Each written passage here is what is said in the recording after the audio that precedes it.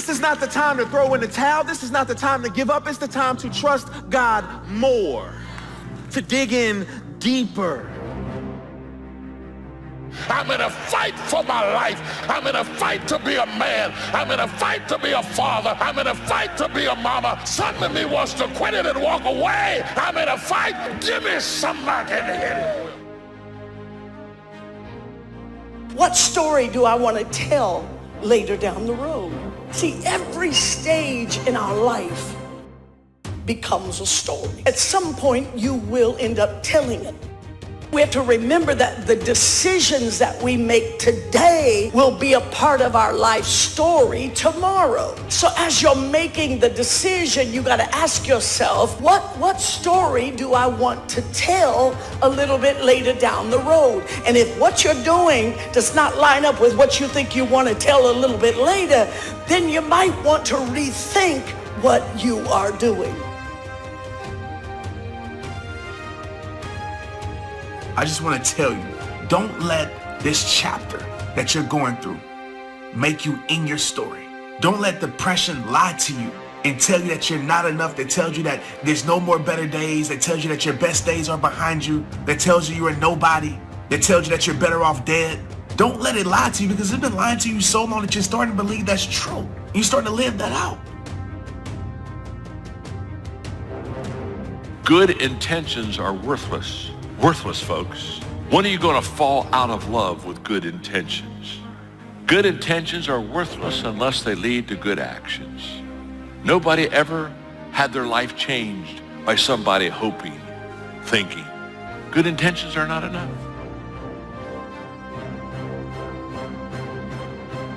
I want to have a conversation with y'all about unapologetically getting rid of all things, people, and situations that no longer belong in the new season of your life. Some of y'all came up with New Year's resolutions. You've already fell apart. You've already fell apart. New Year's resolution, Happy New Year. It's supposed to be Happy New You Year. All of your bad habits, surroundings, and situations, personal relationships that didn't make sense for your life back then, you're supposed to step into the Happy New You Year. When you get uncomfortable, you stop believing that. When you get depressed, you stop believing that. You start trying to grip life like you used to. We got to go backwards to get better. We got to go all the way back to get better. That means I have to be comfortable in some seasons of my life. I have to be comfortable in my life to accept that sometimes loss is the way to gain. I have to be comfortable enough in my life to know that sometimes the most painful moments are the most purposeful moments. I have to be comfortable in my life to stop comparing myself so much with people who are not meant to be the standard anyway.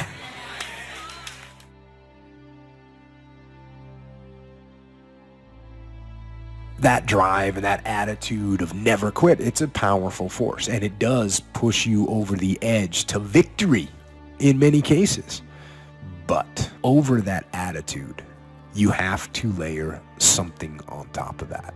It's basically strategic vision and understanding of the battlefield as a whole.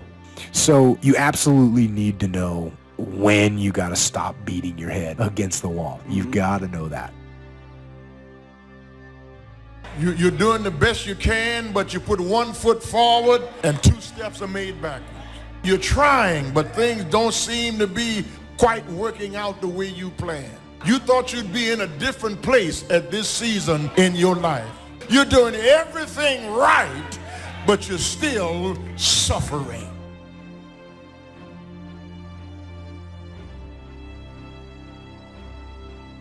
This is a good word for anybody who you've been dealing with depression, but you've been drinking to get through it.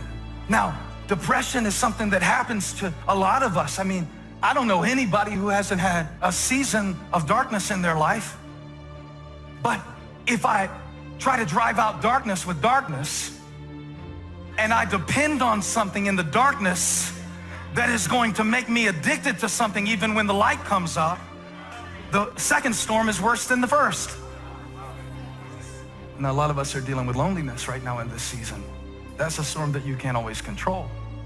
But if you run to places in the storm that are more dangerous than the storm itself, how many times have you left a place that you didn't like? And the problem is, you can't change if you never stay. Staying power. Staying power. One text message can change the next 3 years of your life in 80 characters, out of nowhere. That's the first storm, the one you can't control. And you can't do anything about the current, crossing the current and the stormy conditions. I mean, some storms are just seasonal. Some storms can't be avoided. Don't create a second storm by your decisions. See, you can ask God to protect you in the first storm. God, I don't know what to do. You do. God, I can't do anything about this. You can. But what a lot of us have been doing in this season of uncertainty, we have been creating second storms that are worse than the first.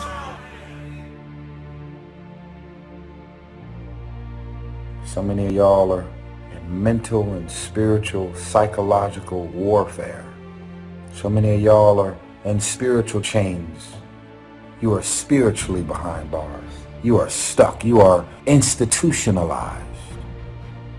Most of us have two eyes, and we still can't see, can't clearly see all of the scams, the people's motives. God sends us bold signs and wonders, tells us to change our environment and our surroundings so that we can reach the ultimate level of being blessed. I really think that if you get rid of the trash in your life, that can be people, business, and situations, you too could really, I really believe that you can reach your full potential. I want you to fly. I want you in your career and your financial blessings to bypass me. Sometimes in order to get to better, you have to go backwards.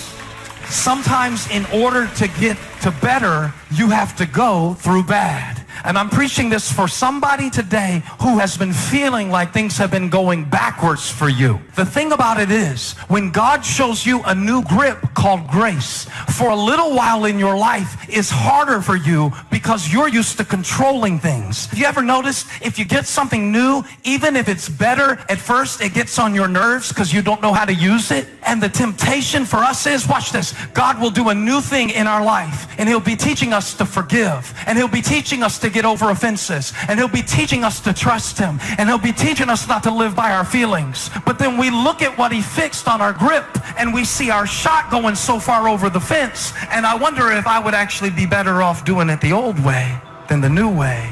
So I go back instead of moving forward into better. When what you were guiding by goes away, and every day just looks the same and feels the same, now I get the feeling like this is endless. Now I get the feeling like maybe these chains are never gonna break. This storm is never gonna cease.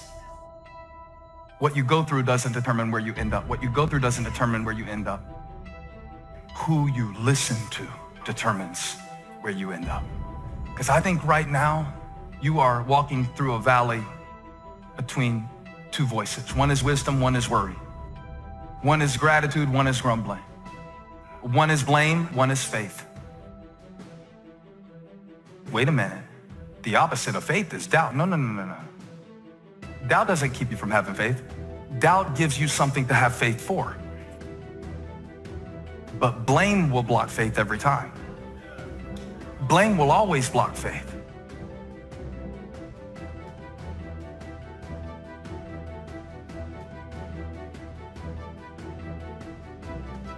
A subject that altered my life forever. It was just unbelievable. I hadn't known my mentor, Mr. Schoaf, very long until one day he said, "Mr. Rohn, let me see your current list of goals." He said, "I've had a lot of experience and I've been out here for a while." And he said, "Let's go over them and maybe I can really give you some good ideas." And I said, "I don't have a list." He said, "Well," he said, "if you don't have a list of your goals," he said, "I can guess your bank balance within a few $100s, which he did. That got my attention.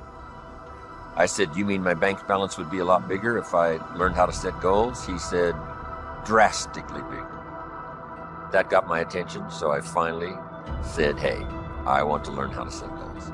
It is a fantastic skill to develop, how to design your own future. So make the note, life best lived is life by design, not by accident. Not just, walking through the day, careening from wall to wall and managing to survive. That's okay. But if you can start giving your life dimensions and design and color and objectives and purpose, the results can be absolutely staggering.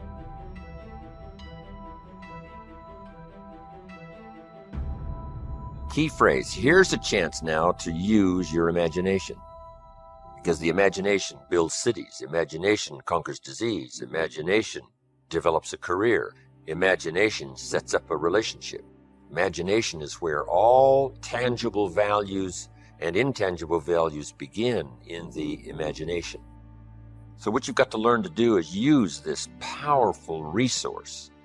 Now, sometimes all by ourselves, it's a little difficult sort of to get it going. That's why a little workshop like we're going to do today is sometimes very helpful. When someone does a little coaching and says, "How about this niche?" You say, "I never thought about that. That ought to be easy to do." And the first thing you know, you're going. And that's why that is so important. But now, tapping this resource of the imagination and thinking about your future, thinking about tomorrow, as early as tomorrow or the rest of the day, and thinking on out the rest of the year, on into the next century, on into the early years of the next century. A workshop like we're about to do helps call your attention to that so you can use your imagination to start prospecting for the future, what could be possible for you. We're affected by our dreams, our vision of the future. If you take a seed and throw it on the concrete and walk off, the sun just burned it up. Got to have dirt put on top of it. In my mind, it doesn't make sense that to grow something, you should dig a hole, put it down in there, and cover it with dirt. Logically, that don't make no sense to me. But though, see, dirt is necessary for growth and development. Dirt builds character. Dirt gives you the push-through factor. Dirt makes you come with it when you don't feel like coming with it no more. All of y'all that had dirt thrown on you. And dirt ain't always what you want. It's somebody talking about you down on your job. It's somebody accusing you of something that you didn't do. It's somebody telling you you ain't gonna make it. Everybody get dirt put on them. But see, when you're getting put under that stress, please know God is always working, so I smile. Because I know he back there. See, that dirt builds character in you. When they talking about you, it teaches you to withstand it. Then it gives you something to push through. So when you put the seed and you put the dirt on it, if you understand stress, stress really ain't just dirt. See, they don't call it dirt when they plant it. They call it soil. Because, see, soil has nutrients in it. What the nutrients, when people talking about you, dogging you, lying on you, backbiting, stealing from you, they're actually putting nutrients in you. They are building character. You got character now. And now, the dirt is necessary so you can prove yourself. Everything you see above ground that blossoms and plants and grows and that's beautiful, it was underground one time. You want to make sure that the greatest pull on your life is the pull of the future. Some people live in the past and let their life be continually pulled and influenced by the past. And yes, we must remember the past and review the past to make it useful to invest in the future. But here's the key. Make sure that the greatest pull on your life is the pull of the future. Now, if you're skimpy on your dreams, if you're skimpy on your objectives and your purposes, if that isn't very well planned, then it doesn't pull very hard. Then you have more of a tendency to be pulled by the past, or to be pulled apart by events or circumstances, or to be pulled apart by distractions. So in order to save yourself from being pulled apart by distractions or pulled back to the past, you want to now start really designing the future so that the greatest part of your attention and focus and pull, like a magnet, pulls you forward into the future to accomplish your goals. But if you're weak in learning to set goals, if you haven't really worked on this that we're going to work on, then that is a solution you need to consider. Goals are like a magnet. They pull. And the stronger they are and the more purposeful they are, the bigger they are, the more unique they are, the stronger they pull. If you have excellent goals and high dreams, here's what they also do. They pull you through all kinds of down days, down seasons. They pull you through a winter of discontent. They pull you through distraction on every side that says, look here, look here, look here. Strong, powerful dreams like a magnet pull you through that. Strong dreams and goals pull you through a disaster. Some people get swallowed by the disaster because they have nothing on the other side of the disaster to pull them through. A bad day can almost overwhelm you if you don't have something really purposeful to go for at the other side of that day, at the other side of the difficult time, at the other side of the down time. If you've got plenty out there to attract and pull, it'll pull you through all these things. And very little of it will attach itself to you. You'll be able to get through some of the most difficult times if you have this spectacular vision ahead of you of where you're going and what you're going to accomplish. Getting through will be easy or easier. So, learning to set goals. It is an incredible experience. Once I learned it, it transformed my life forever. Being here today is an accomplishment of my goals. When I travel around the world and sit on an airplane, I say, I dreamed about this one day. I used to go to the airport and watch the planes fly away, and I said, one of these days, I'll be on one of those planes. I dreamed about it. I dreamed about the other side of the world. I'd never been to Italy, but I dreamed about it. I'd never been to South Africa, but I dreamed about it. Sure enough, step by step and country by country and flight by flight, I started checking them off my list. It was the most exhilarating feeling. Powerful.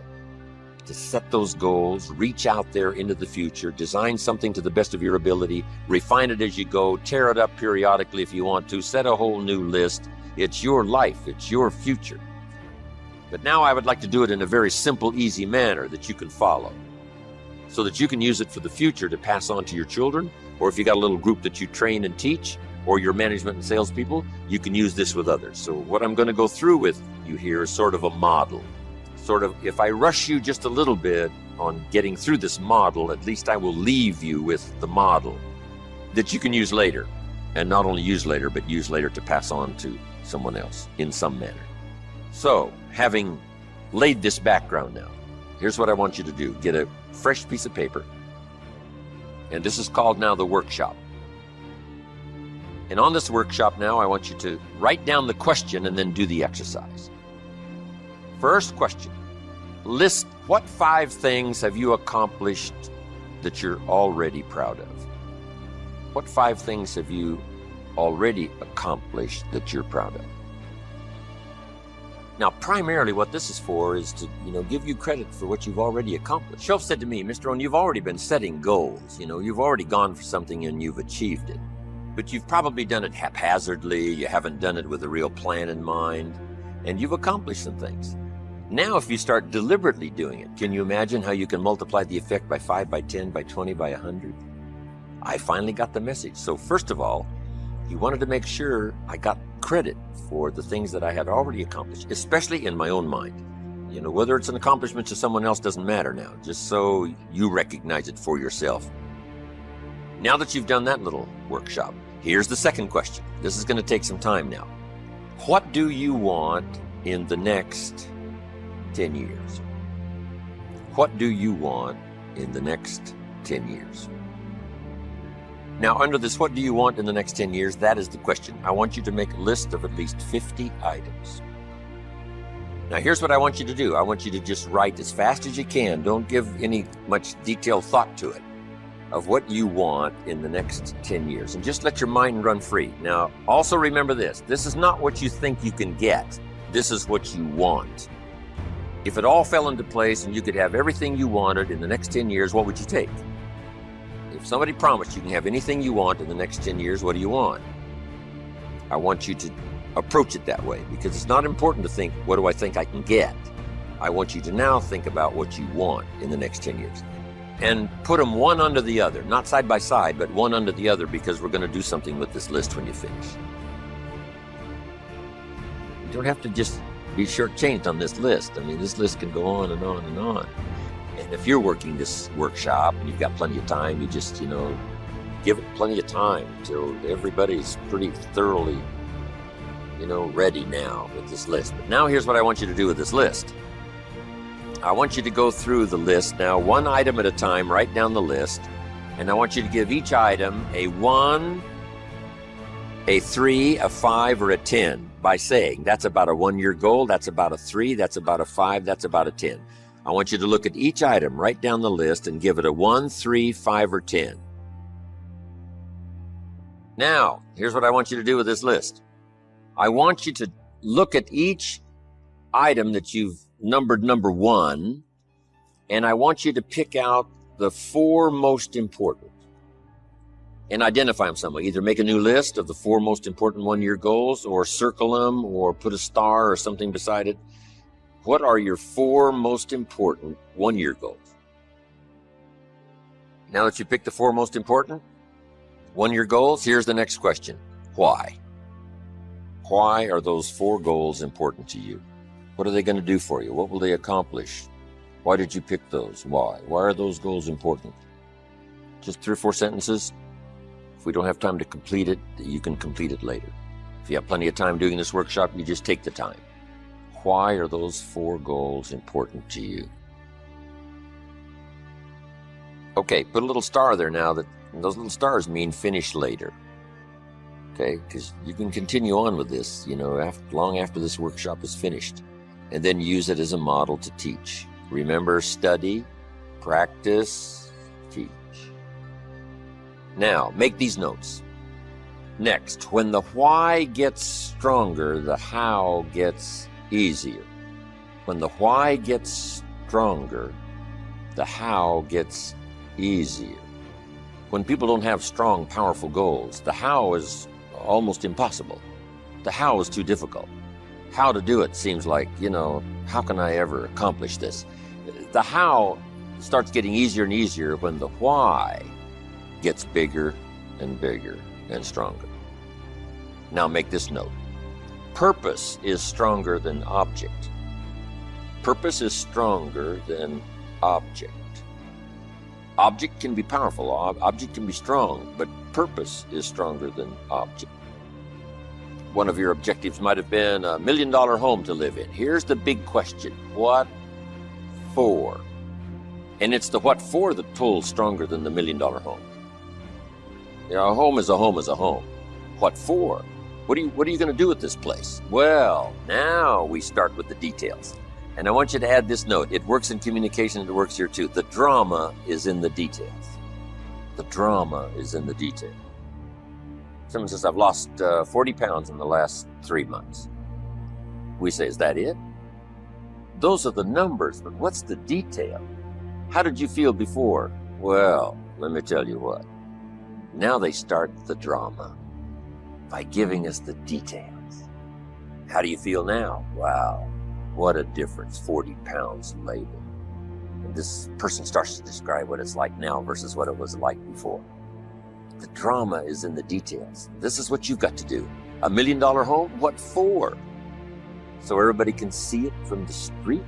That's okay, but there's got to be some more reasons. What do you want to do with this home? Then you start saying, hey, it's going to be the center of activity. You can't believe what's going to go on in this home. And you just keep describing it. And that drama now starts to really tap your imagination. And imagination is the beginning of reality. You can't imagine how close imagination is to reality until you start practicing this craft of turning nothing into something, imagination into tangible, the real stuff. How close is the real stuff? You can't imagine how close. If you start tapping into this resource of your imagination so that your purpose becomes much stronger than the object. The object is powerful and it'll pull, but the purpose is unbelievable. We must all pay the price, but the price gets easy if the prize gets large. The price gets easy if the prize gets sufficient. It's like disciplines. What a small price to pay for good health. What an easy thing to do, an apple a day. I mean, a few things gives you such an incredible return that the price almost disappears. Promise is stronger than object. You got that? the bigger and the more powerful the why, the how gets easier and easier and easier.